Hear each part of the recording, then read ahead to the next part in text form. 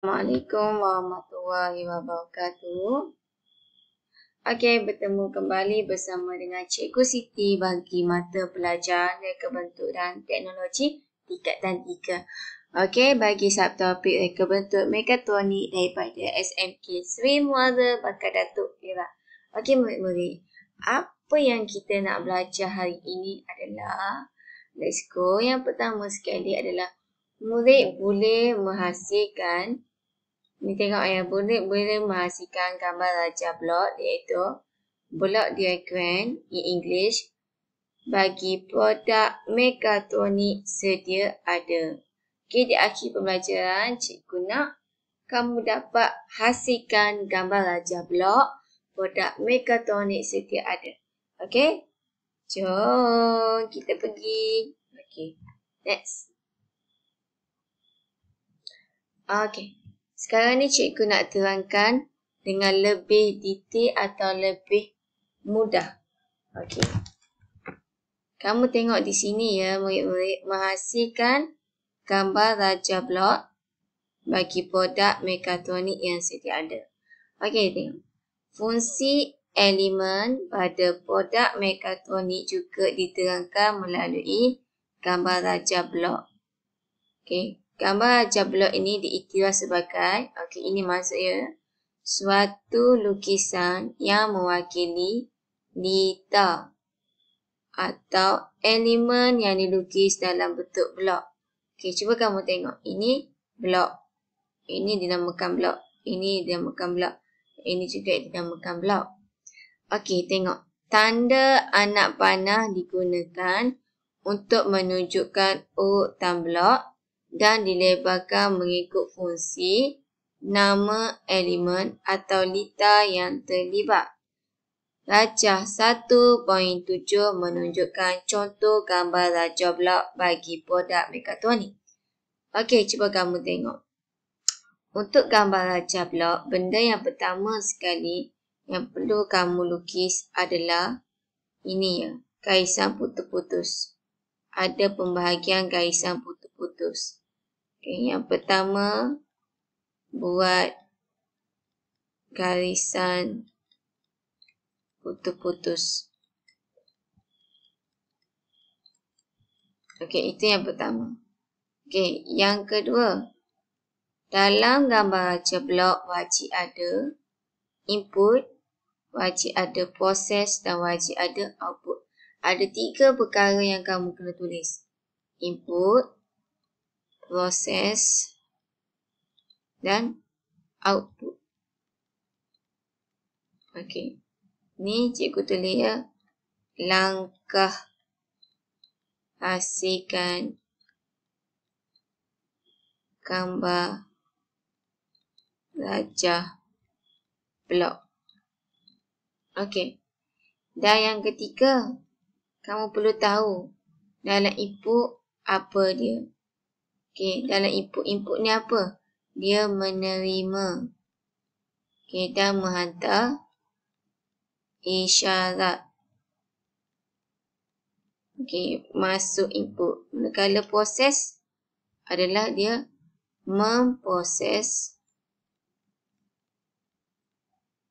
maklumat. Okey.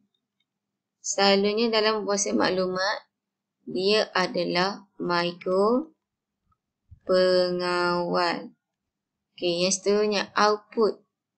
Output ini adalah menjalankan tindakan. Okey. Boleh? Ini yang perlu kamu tahu. Ada 3 langkah dia. Okey, tengok input. Apa maksud input? Puanti masukkan, maknanya benda yang menerima dan dia menghantar kepada proses. Okey. Proses itu dipanggil pengawal ataupun mikro pengawal. Ada tempat yang diproses. Setelah dia proses, dia akan hantar kepada output. Output adalah menjalankan tugas yang telah diproses. Contoh, cikgu ambil contoh Suis. Okey. dia punya proses mikropengawal. Output dia LED. Itu yang paling simple. Okey, cikgu nak terangkan kat sini.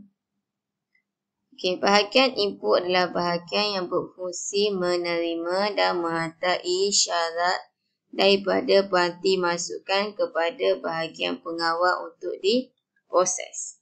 Okey, itu bahagian input. Isyarat tersebut akan diproses mengikut pengatur caraan yang telah ditetapkan dalam proses. Setelah bahagian output, seterusnya bahagian output akan menjalankan tindakan selanjutnya melalui peranti keluaran setelah menerima isyarat daripada bahagian pengawal daripada proses. Okey, tengok kat sini penting. Walau bagaimanapun, setiap produk mekatronik mempunyai gambar raja blok yang berbeza mengikut fungsi dan komponen yang terdapat pada produk berkenaan. Maknanya dekat sini dah. Menghasilkan gambar raja blok mengikut produk mekatronik sedia ada. Maknanya setiap produk yang berbeza, maka input dia, proses dia dan output dia juga akan berbeza. Okey, selalunya dia akan berbeza dekat input dan output. Proses tetaplah mikropengawal. Okey, mohon jelas ya. Okey, next. Ini adalah contoh-contoh bahagian input. Okey, bahagian input adalah apa? Menerima dan menghantar isyarat daripada peranti masukan kepada bahagian pengawal untuk diproses. Contoh dia, suis. Okey, suis bila kita tekan, dia akan hantar isyarat. Dan isyarat akan mengalir dan lampu menyala. Maksudnya kat sini, dia hantar isyarat kepada proses. Proses akan memproses dia dan akan menghasilkan arus. So, bila arus mengalir, lampu akan menyala. Itu contoh input. Okey, seterusnya penderi jarak. Okey, input dia. Bila dekat, dia akan menyala. So, bila dia terima isyarat, dia akan hantar kepada proses. So, proses akan menjalankan proses dan pengatur caraannya dan dia akan menghantar kepada pengeluar. Pengeluar akan mengeluarkan tindakan. Pembes berbunyi. Sama juga dengan pendera penggerakan. Okay, dia akan, bila ada orang, dia akan terima. Dan bila dia dah terima isyarat, dia akan hantar kepada proses. Dan proses akan melaksanakan pengatur caraannya, arus mengalir dan dia akan hantar kepada output dan lampu akan menyala. Okey, itulah contoh bahagian input. Naik kepada proses. Okey, proses ni apa? Okey, proses adalah menerima isyarat dari bahagian input dan memproses isyarat mengikut pengatur caraan yang telah ditetapkan. Okey, jadi inilah yang menjalankannya adalah mikropengawal serta pengatur caraan.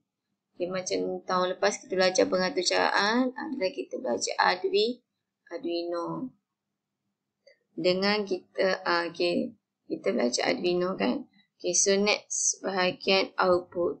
Okay, bahagian output apa?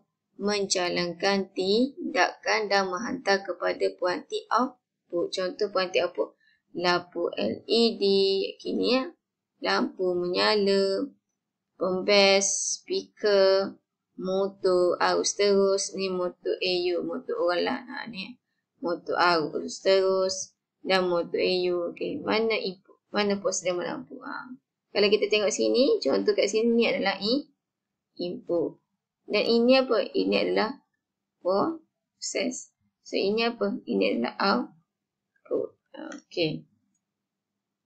Okey, so okey, daripada ni cikgu nak terangkan kepada kamu contoh produk yang sedia ada iaitu kereta kawalan jauh dengan telefon. Cikgu tengok ni ada telefon dia kan. Okay, kita tengok yang pertama. Okey, kita tengok dulu. First kali bila ada soalan macam ni, okay, bila keluar je gambar, apa yang perlu kamu buat adalah yang pertama, kena pasti produk yang akan digunakan. Maksudnya, kena pasti produk yang kita nak guna. inilah produk ini. Lepas kita dah kenal pasti yang pertama, yang kedua. Jadi kita pilihlah kereta kawalan jauh. Okey, ni kita pilih kereta kawalan jauh. Okey, next. Langkah 1. Kita lihat apakah komponen atau sistem. Benda yang sama. Sistem ni adalah komponen dalam kereta kawalan jauh. Maaf yang tertinggal. Kereta. Dalam kereta kawalan jauh. Jom kita senaraikan.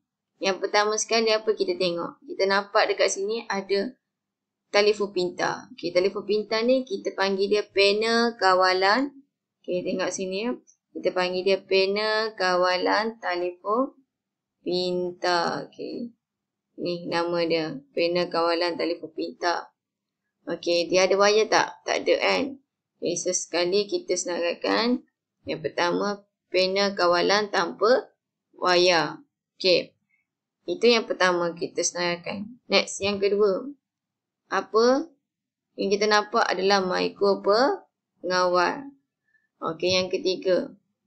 Pemacu motor. So, untuk menggerakkan kereta kawalan jauh, mesti ada pemacu motor. Pemacu motor berfungsi apa? Sebagai penggerak. So, bila ada pemacu motor, automatiklah akan ada motor arus terus.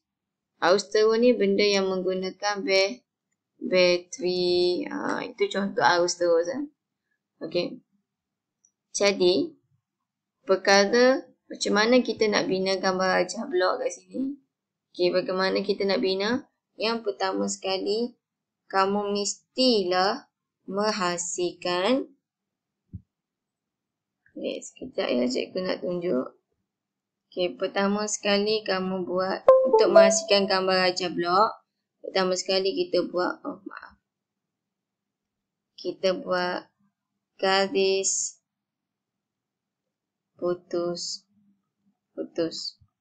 Okey, untuk hasil gambar rajah blok. Cuba tengok pada gambar skrin di tepi.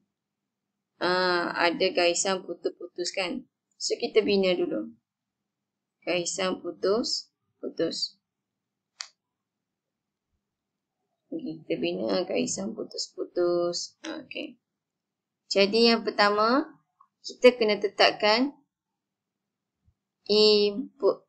Wajib untuk hasilkan gambar rajah blok, input dan masukkan dalam blok. Yang kedua, proses. Dan yang ketiga, output. Okey. Jadi sekarang, kita akan senaraikan daripada 4 yang kita dah senaraikan tadi ini, yang manakah input, proses dan output. Jadi, input dia mestilah panel kawalan tanpa wayar. Okay, ini pun kita kena letak dalam gambar rajah blok. Okay, proses dia tentulah mikro pengawal. Okay. Output apa? Output mestilah benda yang mengeluarkan, yang menjadi tindakan dia. Okey, pemacu motor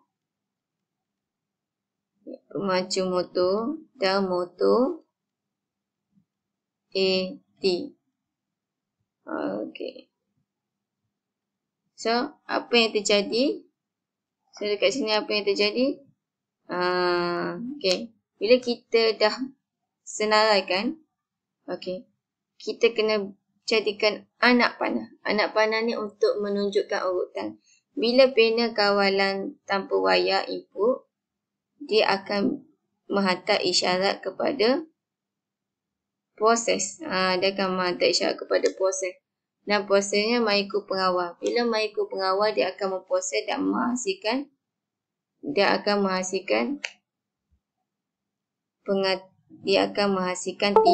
tindakan.